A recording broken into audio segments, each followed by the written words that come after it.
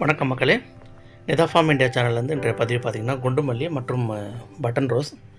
இன்றைய market price வந்து பார்த்திங்கன்னா மல்லி வந்து ஒரு 350 வரைக்கும் போயிட்டுருக்கு ஃபஸ்ட் குவாலிட்டி. பன்னீர் ரோஸ் வந்து 100, 80, 90 இந்த மாதிரி போயிட்டுருக்கு ஒரு பெர் கேஜி. இப்போது நம்ம வந்து இந்த வீடியோவில் நம்ம பார்க்க போகிறது என்னென்னு பார்த்திங்கன்னா குண்டு மல்லி வந்து மற்றும் பன்னீர் ரோஸு, பட்டன் ரோஸு இது எல்லாமே வந்து பார்த்திங்கன்னா கிளைமேட்டிக்கல் தான். கிளைமேட்டிக்கல் வந்து என்ன வரும் பார்த்திங்கன்னா, மல்லி வந்து பனிக்காலத்தில் வந்து கொஞ்சம் குறைவாக பூக்கும். ஆனால் இதே பன்னீர் ரோஸு பனிக்காலத்தில் நல்லா பூக்கும்.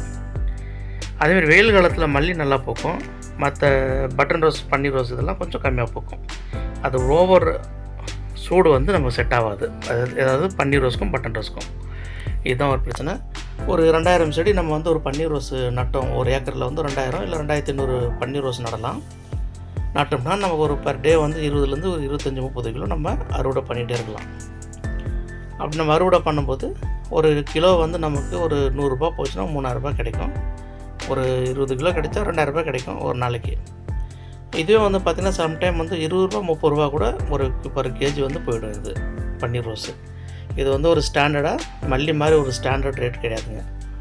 இதுவும் அதே மாதிரி தாங்க. கிட்டத்தட்ட நம்ம வந்து ஒரு 6 அடிக்கு ஒரு 6 அடி ஒரு செடிக்கும் இன்னொரு செடிக்கும் மற்ற லைனுக்கும் இன்னொரு லைனுக்கும் பார்த்திங்கன்னா ஒரு 6 ஃபீட் கேப்பில் ஒரு பிளான்ட் நடணும். ஒரு பிளான்ட்டு கிட்டத்தட்ட 15-15 ருபீஸ் வரும் பன்னீர் ரோஸு.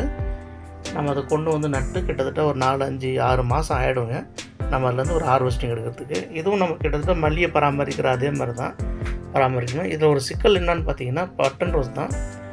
அது சில மண்ணுக்கு நல்லா எடுத்துக்கும், சில மண்ணுக்கு வந்து எடுத்துக்காதுங்க. அதாவது நல்லா வளராது. அது ரொம்ப டிஃபிகல்ட்ஸ் இருக்குது அதில். ஆனால் பன்னீர் ரோஸ் அப்படி கிடையாதுங்க, ரொம்ப ஈஸியாக வளரக்கூடியது. ஆனால் ப்ரைஸ் வந்து பார்த்திங்கன்னா கொஞ்சம் கம்மியாக இருக்கும் பட்டன் ரோஸோட. இதே என்னென்னு பார்த்தீங்கன்னா அதேமாதிரி ஈல்டு வந்து பார்த்திங்கன்னா பட்டன் ரோஸ் 10 கிலோ வருதுன்னா இது 20 கிலோ வரும். நம்ம எப்படி கணக்கு பண்ணி பார்த்தாலும் நம்ம ரெண்டுலேயும் வந்து எது நட்டாலும் நமக்கு லாபம் தான். ஆனால் வந்து நமக்கு வந்து பார்த்திங்கன்னா கால்குலேட்டிவ் ரிஸ்க் வைஸ் பார்த்தா பன்னீர் ரோஸ் வந்து பெட்ரு. ஏன்னா பட்டன் ரோஸ் வந்து ரொம்ப நோய் தாக்குதல் அதிகமாக இருக்கும். அதிகமாக மருந்து அடிக்கிற செலவு இருக்குது. அதுக்கு பராமரிப்பு வந்து ரொம்ப ரொம்ப முக்கியங்க. பன்னீர் ரோஸ் அப்படி கிடையாதுங்க. சாதாரணமாக பராமரிப்பு வந்தாலே போதும்.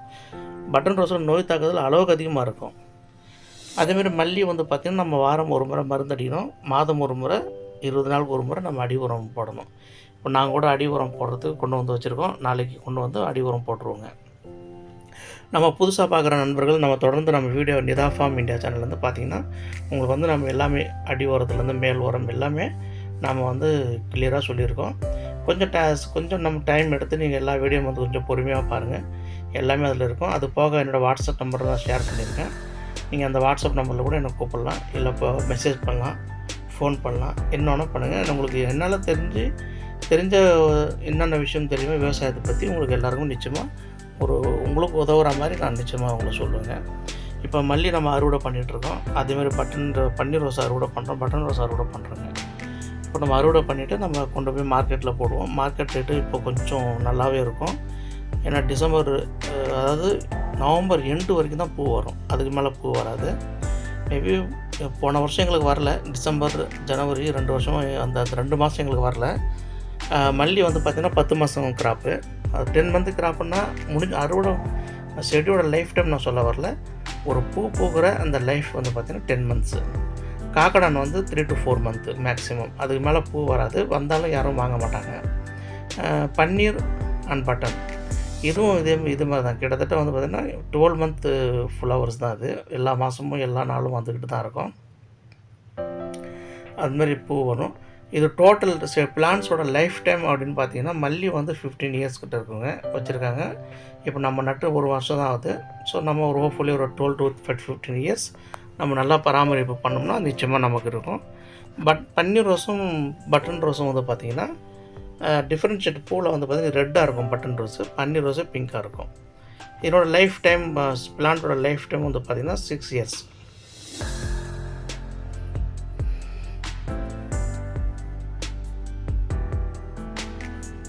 சில இடங்களில் வந்து 10 வருஷம் கூட வச்சுருக்காங்க. அது நம்ம பராமரிப்பு எப்படி இருக்கோ அந்த அதுக்கு தகுந்தாற் போல் தான் எல்லாமே.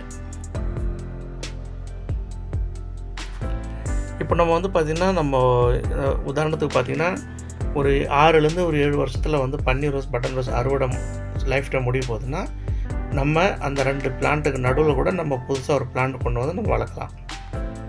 ஏன்னா அந்த கேப் ஏற்படாமல் நம்ம தவிர்க்கலாம்.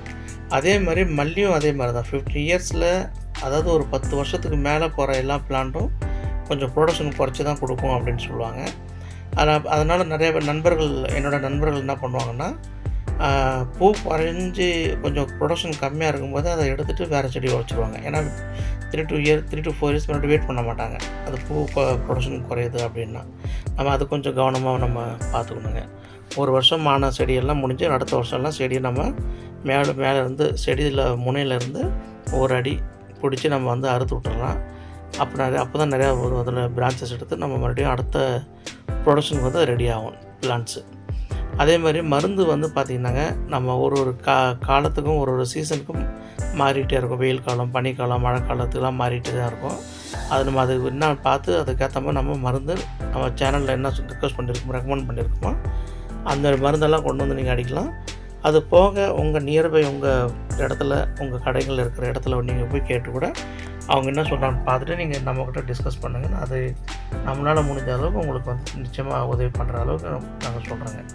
அதுக்கு அடுத்தது வந்து பார்த்திங்கன்னா, நம்ம காக்கடான் வந்து பார்த்திங்கன்னா ஒரு 4 மந்த் கிராப் நான் சொல்லியிருந்தேன் ஆல்ரெடி. நாங்கள் நட்டது வந்து பார்த்திங்கன்னா கிட்டத்தட்ட வந்து பார்த்திங்கன்னா ஒரு 4 அடிக்கு 4 அடி இடைவெளியில் தான் நட்டோம். Hybrid variety நட்டோம். ஏன்னா வந்து பார்த்திங்கன்னா, இதுவே ஹைப்ரிட் இல்லாமல் நாட்டு செடியாக இருந்தால் ஒரு குழிக்கு மினிமம் 3லேருந்து 4 செடி நடுற மாதிரி இருக்கும்.